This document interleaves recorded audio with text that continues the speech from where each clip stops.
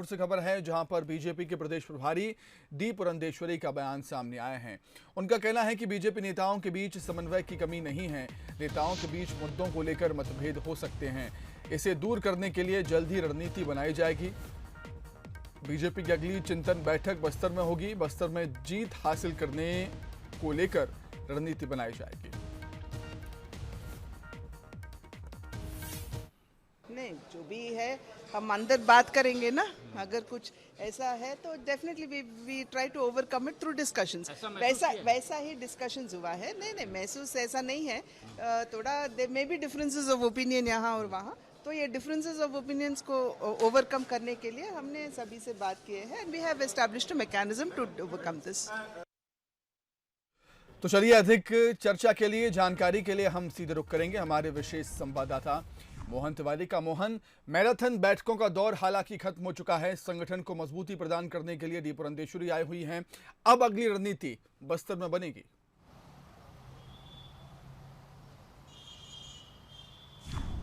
बिल्कुल, देखिए, और भाजपा का ये पैटर्न भी है कि वो लगातार बैठकर आपसी तालमेल को मजबूत करते हैं और उसके बाद वो अपने जो लक्ष्य है उसके दिशा में बढ़ने से पहले अलग अलग स्तर पर काम करते हैं। और उसी रणनीति के तहत जो प्रदेश की प्रभारी हैं वो बातचीत कर रही हैं। उन्होंने संगठन के पुनर्संरचना का जो काम है वो पूरा कर लिया है। जो आक्रोश सामने आया उसे मैनेज करने के लिए, डैमेज कंट्रोल के लिए बैठकों का दौर चला। कोर ग्रुप की बैठक हुई, उसके बाद समन्वयकों की बैठक हुई, विधायक दल की आज बैठक हुई।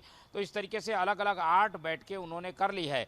तो जहां कहीं भी तालमेल की कमी दिखाई दे रही है उसे दूर करना इन 2 दिनों के दौरे का प्रमुख उद्देश्य रहा। और इस बैठक में उन्होंने न केवल गिले शिकवे को दूर किए हैं बल्कि नई जिम्मेदारियों के साथ लीडरशिप को उभारने की कोशिश भी की है। और इसीलिए जब भाजपा अपने संगठन स्तर के सारे कामकाज पूरे कर लेती है तो एक बार 2 साल में चिंतन बैठक करने का उनका नियम रहा है। तो उस चिंतन बैठक को इसी साल मध्य में हो सकता है कि जुलाई में ये चिंतन बैठक की जाए और उसको बस्तर में करने का फैसला लिया है। और इस चिंतन बैठक के बाद ये माना जाता है, क्योंकि आमतौर पर इस तरीके के चिंतन बैठक 2 साल 5 साल के कार्यकाल में 2 साल बाद होती है और उसके बाद सरकार बनाने की रणनीति पर वो काम करते हैं। तो उसी रणनीति को आकार देने का जो काम है वो बस्तर में किया जाएगा। 2 दिन की बस्तर में चिंतन बैठक रखने का फैसला हो चुका है।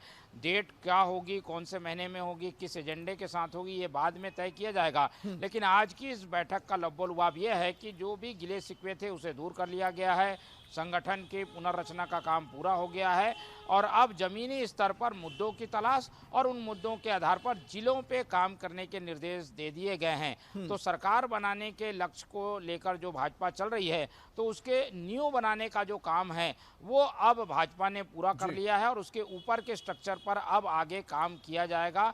ऐसा इन बैठकों के जो फीडबैक मिले हैं हमें उससे संकेत मिला है। हालांकि इस बात को भी बखूबी जो प्रदेश प्रभारी हैं वो स्वीकार करती हैं कि मतभेद है, आपसी कला है, लेकिन उन सब बातों को दूर करने की बात भी उन्होंने अपनी बैठकों में कही है। तो उनकी कोशिश कितनी रंग लाई है ये आने वाले महीनों में दिखेगा। लेकिन एक बात साफ है कि काफ़ी कुछ तालमेल जो है सुधारने की कोशिश की गई है और चिंतन बैठक में अब इसका स्वरूप आगे बढ़ाकर मजबूत संगठन उतारने की कोशिश होगी। ठीक है मोहन, आपका बहुत शुक्रिया तमाम बातचीत के लिए, हमारे साथ जुड़ने के लिए। तो मैराथन बैठकों का दौर अब खत्म हो चुका है।